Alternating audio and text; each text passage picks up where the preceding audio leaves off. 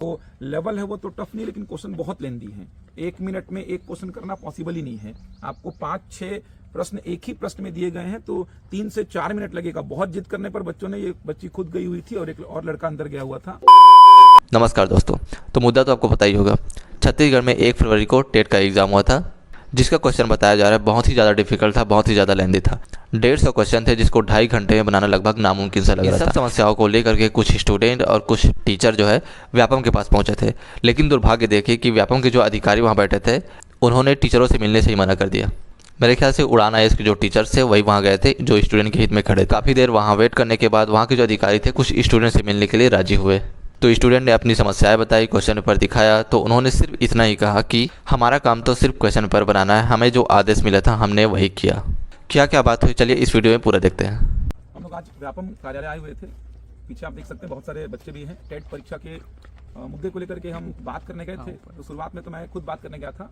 यहाँ पे ना चेयरमैन मैडम है, जो रेणु पिल्ले मैडम है, वो भी उपस्थित नहीं है, और एग्जाम कंट्रोलर जो हिमांशु अग्रवाल सर हैं वो भी उपस्थित नहीं है। तो यहाँ पे ज्वाइंट कंट्रोलर जो ज्योति मैडम थी, उनसे मुलाकात हुई थी। तो जब मैं गया तो एज अ कोचिंग संचालक मुझसे वो मिलना नहीं चाहिए, थोड़ी मोड़ी बात हुई, लेकिन मुख्यतः उनको बात करनी थी बच्चों से कि बच्चों को क्या इशू आया है। तो मुझसे बहुत ज़्यादा उन्होंने बातचीत नहीं की, लेकिन फिर 2 बच्चे इतनी भीड़ में से हमने भेजे थे मैडम से बात करने, और 20-25 मिनट मैडम ने बात की बच्चों से।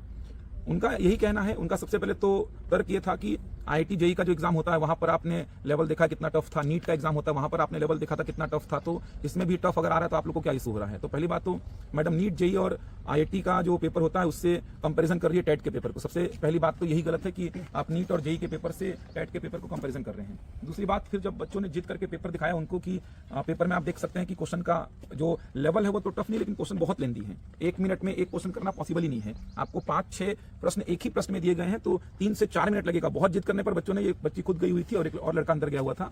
तो जब जिद करने पर इन्होंने दिखाया तो उनका भी उतना अच्छा रिस्पांस नहीं था। थोड़ा मोड़ा पेपर को देखी, वो तब समझी कि पेपर वाकई में लेंदी था।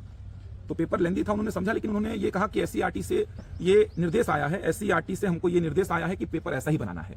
तो आप SCERT में जाकर के बात कर लीजिए। नॉर्मलाइजेशन या रिलैक्सेशन की बात भी जो आप कर रहे हैं, हमारे हाथ में कुछ नहीं है। आप SCERT में जाइए, वहां पर आप बोलिए कि हमको रिलैक्सेशन दे दे या नॉर्मलाइजेशन करके थोड़े जो क्वालिफाइंग मार्क्स उनको कम किया जाए, क्योंकि वो जैसा निर्देश दे रहे हैं हम वैसा ही काम कर रहे हैं। तो उनके निर्देश के हिसाब से ही ये पेपर सेट किया गया है। और आने वाली, ये बात भी सुन लीजिए आप जितने भी अभ्यर्थी सुन रहे हैं, अगर इसमें सुधार नहीं हुआ तो इनका साफ साफ ये कहना था कि आने वाले एग्जाम्स में स्ट्रक्चर यही रहेगा। कथन कारण के प्रश्न आएंगे, वो क्रम से जमाने वाले प्रश्न आएंगे, एक ही प्रश्न के अंतर्गत 4-4, 5-5 प्रश्न आएंगे।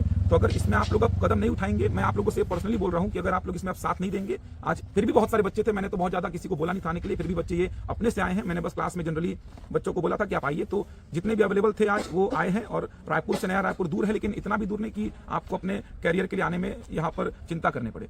तो आप अगर अभी कदम नहीं उठाएंगे तो इनके रिस्पांस से समझ में आ रहा है, क्योंकि इनका साफ साफ कहना है कि हमको निर्देश मिला है कि ऐसा ही पेपर सेट करिए, आने वाले एग्जाम्स में भी ऐसा ही पेपर सेट होगा, इनका कहना है। अगर इसको रोकना है तो आपको SCERT जाना होगा, शिक्षा मंत्री से मिलना होगा, ज्ञापन देना होगा, तब जाके आगे आने वाले एग्जाम्स जो वो ठीक से होंगे। तो ये सब बातें हुई। ये लड़की खुद गई थी, आप इससे भी बात कर सकते हैं। क्या हुआ है? मैम ने तो सबसे पहले यही कंपैरिजन किया कि 12th का बच्चा जब JEE दिलाता है, इतना टफ, उसका लेवल इतना टफ होता है, वो कभी कंप्लेन नहीं करता है। तो आप कैसे ग्रेजुएट लेवल के होके आप टेट के पेपर के लिए लेंथीपन ये सब दिखाने के लिए आप कैसे कंप्लेन कर सकते हैं। तो मैंने मैम को दिखाया कि 150 क्वेश्चन है, 150 मिनट के लिए एक क्वेश्चन 3 से 4 मिनट ले रहे हैं, कैसे करेंगे।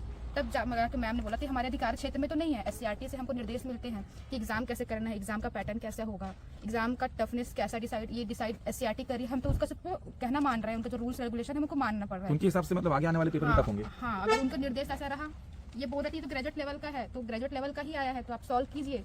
बोले कि SCERT से ऐसा निर्देश आ रहे हैं तो हम कुछ नहीं कर सकते हैं। और नॉर्मलाइजेशन के लिए तो मैम बोली कि ये तो व्यापम के रूल में नहीं है, ऐसा कभी हुआ नहीं है और ये पॉसिबल भी नहीं है। SCERT का कुछ कर सकते हो तो SCERT ही करेगा, SCERT में भी संभावनाएं कम है, ऐसे मैम ने कहा था। और मैम ने एग्री भी किया कि क्वेश्चन उतना ही लेंदी था, उतना ही डिफिकल्ट था। मैम ये मानने के लिए रेडी नहीं हो रहे थे।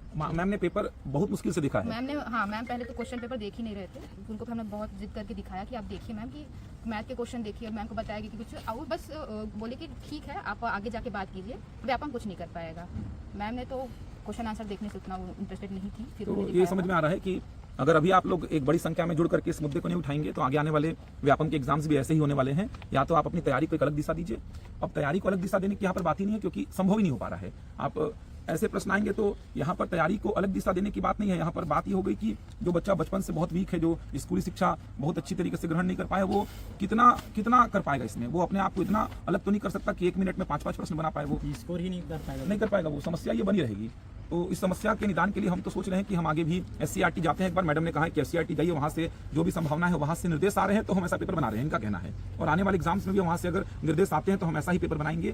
तो SCERT भी जाना होगा, वहाँ पे भी ज्ञापन देना होगा जाकर के, और मंत्री भी, जो शिक्षा मंत्री, उनसे भी मिलना होगा कि वो भी सोचें, क्योंकि छत्तीसगढ़ में कुछ क्षेत्र ऐसे हैं, सरगुजा के, बस्तर के, जहाँ पे बेसिक शिक्षा बहुत वीक रही है। इवन रायपुर, बिलासपुर के भी कुछ क्षेत्रों में शिक्षा बहुत वीक रही है। तो वहाँ पर आप अगर ऐसा पेपर बच्चों को देंगे तो ये उनके शिक्षा के अधिकार का हनन हो रहा है। क्योंकि एक बच्चा जो बचपन से बहुत अच्छी शिक्षा ग्रहण किया, अच्छे माहौल में रहा है, वो बच्चा इस पेपर में अच्छा कर लेगा। लेकिन एक एवरेज बच्चा जो बचपन से बहुत अच्छी शिक्षा ग्रहण नहीं कर पाया, उसके लिए बहुत टफ हो जाएगा। ग्रामीण क्षेत्रों, बिल्कुल, ग्रामीण क्षेत्रों के बच्चों का मैथ्स वैसे वीक रहता है, इंग्लिश वैसे वीक रहता है। और जो शहरी क्षेत्र में बच्चा रहा है, एक अच्छे कल्चर में रहा है, एक बड़े घर से रहा है, परिवार से रहा है, जिसकी स्कूलिंग बचपन से इंग्लिश मीडियम में हुई है, या जो बचपन से बहुत अच्छी तरीके से एनवायरमेंट में पैदा हुआ है, बढ़ा है, तो उसकी शिक्षा से आप एक ग्रामीण क्षेत्र के बच्चे की शिक्षा का तुलना करेंगे तो फिर ये गलत हो रहा है। और ऑब्वियस सी बात है कि सरकारी स्कूल में बच्चे अगर पढ़ रहा है तो सरकारी स्कूल में आज भी आप देख रहे हैं कि इंग्लिश मीडियम की मतलब बहुत कमी है, इंग्लिश में पढ़ाई नहीं जाता है, इंग्लिश के फैकल्टीज ही अच्छे नहीं है। तो वहाँ पर इंग्लिश अच्छा पहले करिए आप, मतलब मेरा कहना है कि बेसिक एजुकेशन को आप पहले ठीक कर लीजिए, उसके बाद आप इस प्रकार का पेपर दीजिए ताकि सारे बच्चों के लिए समान अधिकार रहिए। लेकिन अभी अगर ऐसा पेपर आगे आता है तो इसमें एक वर्ग का जो बच्चा है वो बहुत आगे जाएगा और एक वर्ग का बच्चा बहुत पीछे रह जाएगा। तो ये आपको अब तय करना है। जो भी बच्चे मेरी बात सुन रहे हैं, जो भी कोचिंग संचालक, जो भी कोचिंग चलाने वाले मेरी बात सुन रहे हैं, अगर आप लोग आगे नहीं आए तो व्यापम में आगे आने वाले पेपर भी ऐसे ही रहेंगे। तो आप लोग को अब आगे आना पड़ेगा। ये आज हमारा प्रयास था, छोटा प्रयास इसको नहीं कहूंगा मैं, क्योंकि आज ये बातें तो बच्चों को समझ में आ गई हैं कि या तो इसमें सुधार होगा तो ठीक, नहीं होगा तो हमें अब अलग तरीके से पढ़ाई करनी होगी। ये तो हमको समझ में आ गया। कम से कम हम अंधेरे में तो नहीं है कि हो सकता था मंडी का पेपर अच्छा आ जाए। हम अंधेरे में नहीं है, अब हमको समझ में आ गया है कि प्रश्न पत्र कैसा आने वाला है। अब हमको डिसाइड करना है कि हमको कैसे पढ़ना है। तो जरूर आवाज उठाइए इसमें, और आवाज उठाएंगे, ज्ञापन सौंपेंगे तो कहीं ना कहीं इनको अपनी गलती का एहसास होगा और आगे आने वाले एग्जाम्स में अपनी गलती को ठीक कर पाएंगे। आज बातचीत यहाँ पर हम लोग सभी साथी आकर ज्ञापन दिए हैं परीक्षा नियंत्रक मैडम को, और देखते हैं आगे क्या होता है। हमको पूरा भरोसा है कि कुछ ना कुछ पॉजिटिव यहाँ पे मिलेगा, और सभी संघर्ष कर रहे हैं, सभी जो टेट दिलाए हुए हैं सभी बच्चे, आप देख सकते हो। और जो उड़ान परिवार की ओर से सब आके यहाँ पे अपना एक मांग रखे हैं। और बच्चे हैं, बात कर सकते हैं। किसी को आने अपना कंसर्न बताने को आ जाइए। मन में है, बोलिए। तो तैयार हो आगे और संघर्ष के लिए कि नहीं सर, सुधार होना चाहिए। सुधार होना चाहिए। आज पात्रता परीक्षा को जेईई नीट से कंपेयर किया जा रहा है। बहुत गलत है ये। बहुत गलत है। ग्रेजुएशन के सारे पेपर व्यापम बोल देगा यूपीएससी से कंपेयर करेंगे तो फिर वो तो गलत है ना, सीधे सीधे। ये सब और अभी तक इस टाइप का क्वेश्चन तैयार ही नहीं किए हैं सर। अभी तक ना इस टाइप का क्वेश्चन टेट में पूछे ही नहीं गए हैं। तो इसमें मतलब सुधार किया जाए आने वाले भविष्य के समय के लिए। क्योंकि ग्रामीण एक बच्चा जो, सर मेरे को मानना है कि ग्रामीण बच्चा जो है एक सरकारी स्कूल में पढ़ा हुआ बच्चा, ये मुझे नहीं लगता कि वो उस वर्ग के बच्चे से फाइट कर पाएगा जो कि ऑलरेडी बचपन से सरकारी स्कूल की जगह प्राइवेट स्कूल में, बड़े बड़े स्कूलों में और अपनी शिक्षा बहुत अच्छी तरीके से ग्रहण किया है। उसकी गलती नहीं है वो, लेकिन ग्रामीण क्षेत्र के बच्चे की भी गलती नहीं है कि उसको सुविधा नहीं मिल पाई। वो तो सरकार का ये फर्ज बनता है कि सभी को समान रूप से लेकर के आगे बढ़े, पेपर ऐसा बनाए जिसमें सभी लोग का जो समानता का अधिकार है वो वहाँ पर बना रहे, जो शिक्षा का अधिकार है वो वहाँ पर बना रहे। तो मेरा तो आग्रह है, जितने बच्चे आप सुन पा रहे हैं इसमें आपको आगे आना पड़ेगा। हम तो हैं, उड़ान परिवार साथ है, और बाकी कोचिंग जो सुन रही है मेरी बात को, जो भी कोचिंग संचालक हो या कोचिंग में पढ़ाने वाले टीचर्स हों, बच्चों का सोचिए, बच्चों के भविष्य का सोचिए। क्योंकि ये जो दिख रहा है, जिस हिसाब से आज समझ में आया, यहाँ पे आगे आने वाले एग्जाम्स भी ऐसे ही होने वाले हैं। तो आज हमारा जो प्रयास था वो कहीं ना कहीं हमें तो बहुत खुशी है कि हम आज आए हैं और यहाँ पर ये पूरा प्रयास किए हैं, और आगे भी हम तो लगे रहेंगे। हम तो कोशिश करेंगे पैटर्न जो व्यापम ने नया निकाला है, जो SCERT के आदेश पे निकाला है, इनका जो कहना है कि SCERT के आदेश पर निकाला है, उस पैटर्न को तो हम चेंज करवा कर रहेंगे, क्योंकि ये पैटर्न पे तो एक वर्ग का बच्चा पिछड़ जाएगा। और सर एक कंसर्न और ये भी है कि अगर आप पेपर को चेंज कर भी रहे हो तो ग्रेजुअली करो, ना कि एक ही पेपर में आप 20-25 इंस्टेंट कर दो। उससे क्या होगा कि जो लोअर लेवल के लोग हैं वो काफी मतलब पीछे चले जाएंगे। आप एक क्वेश्चन करो, ग्रेजुअली करो, धीरे धीरे करो, हर साल करो आप 3 क्वेश्चन 4 क्वेश्चन करके। एक ही पेपर में 20-25 क्वेश्चन कर दे रहे हैं, तो वो थोड़ा गलत है। तो उसको लेकर थोड़ा सोचना चाहिए, जो भी बॉडी है उनको सोचना चाहिए, डेवलप करना चाहिए, न्यू मेथड डेवलप करना चाहिए, नॉर्मलाइजेशन करना चाहिए, क्वालिफाइंग मार्क्स कम करना चाहिए, उस पर थोड़ा सा गौर करना चाहिए। और इस पात्रता परीक्षा में तो ये पेपर होने की मतलब यहाँ पर तो नंबर फिक्स है, क्योंकि 90 नंबर आना ही आपको। भर्ती परीक्षा में तो एक बार हम सोचते भी कि सभी के लिए टफ हो गया, सभी के लिए टफ हो गया, कट ऑफ कम जाएगा। लेकिन भर्ती परीक्षा में ये पेपर में इतना हम विवाद नहीं करते, लेकिन यहाँ पर पात्रता परीक्षा में 90 नंबर लाना अनिवार्य था इसमें, जो जनरल के बच्चे हैं, और ओबीसी SC ST को 75 नंबर लाना अनिवार्य था।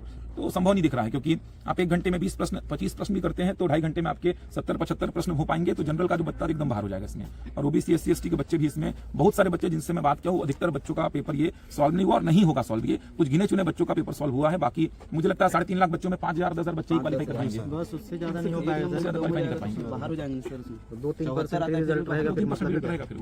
फिर आप शिक्षक भर्ती आप लो नहीं लो, फिर तो ये वो बात हो गई कि आप शिक्षक भर्ती नहीं लेना चाहते, इसलिए आपने कहीं ऐसा ये पेपर सेट नहीं कर दिया है कि बच्चे निकाल ही ना पाए। ये तो एकदम ऐसा उद्देश्य से सेट किया गया पेपर लग रहा है कि बच्चे निकाल ही ना पाए इस पेपर को। आप भर्ती परीक्षा में ऐसे पेपर सेट करिए, और भर्ती परीक्षा में भी क्यों कर रहे हैं ऐसे पेपर सेट? आप पेपर को टफ करिए, मान रहा हूं मैं, कंसेप्चुअल करिए, मान रहा हूं मैं, लेंदी इतना वाहियात पेपर मत बनाइए कि बच्चा जान रहा है कि मेरे से बनेगा लेकिन समय नहीं है तो बना ही नहीं पाऊंगा मैं। ये स्थिति पैदा हो गई है।